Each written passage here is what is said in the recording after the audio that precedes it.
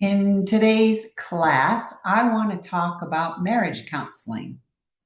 Most couples, when they find out about a betrayal or infidelity or some sort of an addiction that maybe has been hidden from them, marriage counseling is usually where they go. Why? Because that's kind of that's the Google search, right? My husband did this, my wife did this, and then all the searches are all the couples therapy, couples counseling, marriage counseling. Well, I'm here to tell you marriage counseling is a good thing for certain problems. One of my taglines is make sure you are solving the right problem. Okay. If we are not solving the right problem and we're just kind of focused on something else that isn't really the core problem of whatever the issue is, then we're going to miss things. It's one of the reasons why couples will like go to marriage counseling and they learn a few tools, they learn some techniques, which is great, which is awesome. But if they still have underlying issues, then all of those tools, all of those techniques are going to go out the window when they start having their default responses because there's still core issues underneath. So, marriage counseling after betrayal, if it's done at the wrong time, if it's done too soon, can actually cause more harm than good. And that's kind of sad because betrayal is, first of all, it's a traumatic experience. So if you're talking to a counselor or a therapist that is not what we call trauma informed, then some of the pieces are going to get missed. There's trauma here. There is pain in the nervous system. The nervous system and the brain are now completely rewired once a betrayal is discovered. So if you are talking to somebody about communication or conflict resolution, things like that, well, that's not addressing the trauma. That's not addressing the fact that the nervous system and the brain have been completely rewired. The nervous system is now completely dysregulated because of the trauma of finding out about the betrayal. So, marriage counseling done at the wrong time is not going to solve the right problem. The right problem is we have to deal with the trauma for the betrayed partner first. But there's also issues for the unfaithful partner that marriage counseling is not going to solve. And that is the core why, WHY. Unfaithful partners, and I say this everywhere, unfaithful partners have two jobs. And this is whether you're the man or the woman who cheated or kept secrets or whatever it was. The unfaithful partner has two jobs. Number one, they must understand betrayal trauma. Okay, it is a trauma, and they need to understand how this information, this betrayal story, has now rewired the brain and the nervous system of their partners.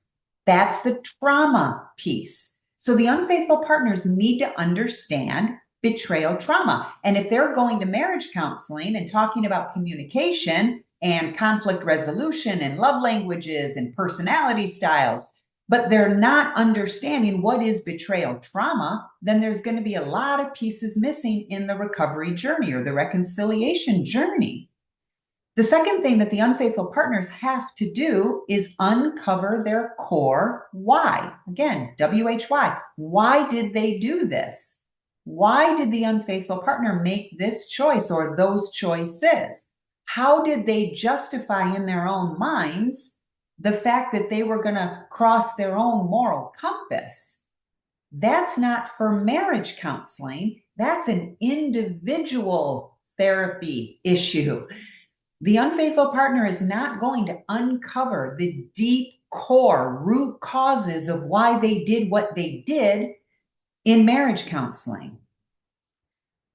When we are talking about this concept of two people sitting together with one marriage counselor, a lot of things are going to get missed for a lot of different reasons. do you really think the unfaithful partner is going to be able to open up and trust the betrayed partner, the spouse, during a couple's session? Chances are no. I would love to say yes, but that's not reality. The unfaithful partners never trusted the betrayed partners in the first place. And let me put a caveat here because I define trust very, very differently. When I ask unfaithful partners, and again, let's just say it's the wife that's unfaithful and the husband is the betrayed. And I say to that wife, do you trust your husband? Remember, the husband is the betrayed, the wife is the unfaithful in this example. The unfaithful partner, the wife, would probably tell me, yes, absolutely. But then I would say, okay, great. I appreciate that answer. But let me ask it with this definition of trust. Did you trust your husband with what you were doing? Did you trust your husband with your fears? Did you trust your husbands with your insecurities, your need for validation? Did you trust your husband with some of those things that are deep inside of you? Did you trust your husband with all of that? Because see, most people think about trust in a very narrow context. Cheating, right? Cheating. But that's not all there is to trust. The unfaithful partner never trusted the betrayed partner with their core emotions.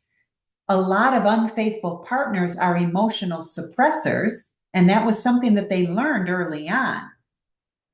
That being that emotional suppressor means that, they didn't really have a lot of empathy. They weren't really thinking about their partners when they were doing the acting out.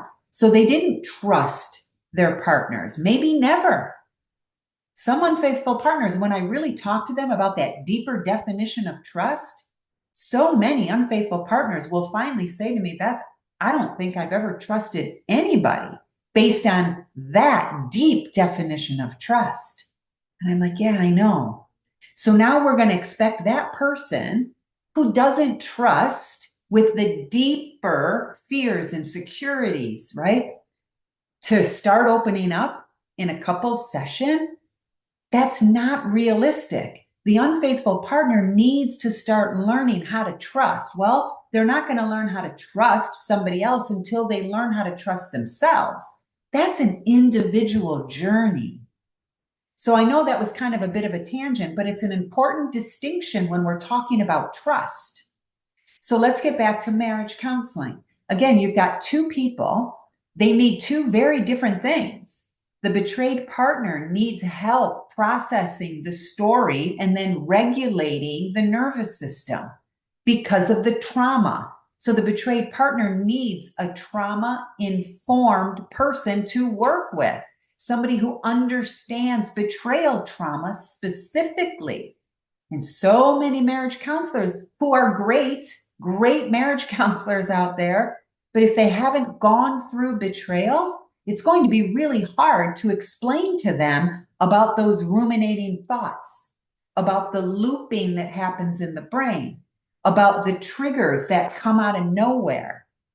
What I found when I talked to a counselor that was never betrayed, I had to explain things, right? I was like explaining what it felt like to try to close my eyes. And then I had these Hollywood movies going over and over and over again in my mind. When I switched and started talking to somebody who went through a betrayal, I didn't have to explain any of that. She was like, oh yeah, I did that too, right? So the betrayed partner needs a specialist, somebody who's gone through this and is trauma informed, okay? That's not for a couple to do. That's for the betrayed partner's healing. And then again, the unfaithful partner needs to understand betrayal trauma, but also uncover that deeper core why. And uncovering that deeper root cause of why they did what they did, that's an individual journey as well. So that's really, there's more reasons why, but those are the main reasons that I talk to people about marriage counseling. Can it be done at the right time and have a really great impact on a couple? Absolutely. But not if we're still dealing with the betrayal itself. And let me fill you in on another secret, because if both people do their own individual work and they're on that individual journey of healing and they do the right work and they're solving the right problems, by the time they get to the other side, you don't need the conflict resolution tools. You don't need those techniques because you've healed them. You've healed the reasons why you couldn't communicate. You healed it in the individual therapy that you went through. You figured out that you were emotionally avoidant, you were conflict avoidant, and you healed it. So once that healing is done, you don't need somebody to teach you tools for conflict resolution because you're not having a default response of avoiding conflict or getting defensive and angry during moments of conflict because you healed it. Marriage counseling is great for so many reasons. But if we're talking about betrayal, my recommendation to everybody is do your individual work first and then see if you still need marriage counseling. Betrayal is a different beast. This wasn't about, the marriage itself. Affairs, hiding addictions, those go way deeper than the marriage.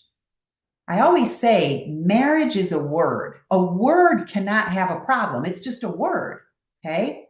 Marriage as a symbol basically means a covenant between two people. Those two people have their own individual issues. I call them boulders. Those two people have their own boulders that they need to clear out of their path of greatness. We all want to live our best lives, but we've got these boulders in the way. Individual therapy is what gets those boulders busted and moved out of the way and gone forever so that you can live your best life. So that's today's class on marriage counseling and why after betrayal, it may not be the best path for you. All right, I will see you next class. Take care.